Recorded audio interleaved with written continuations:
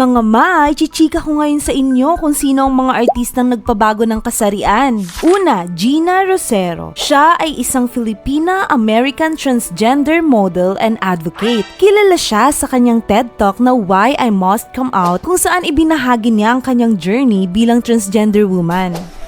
I want to do my best to help others live their truth without shame and terror. I am here. Next, Jake Zyrus.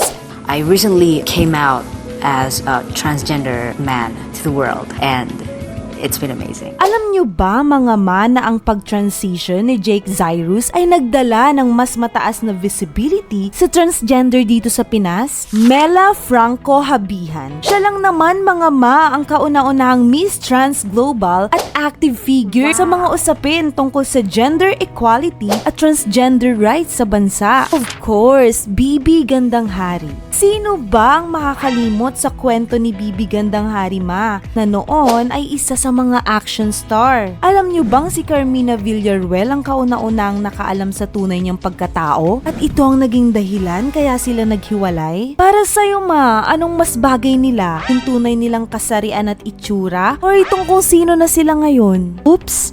Click mo follow para close na tayo.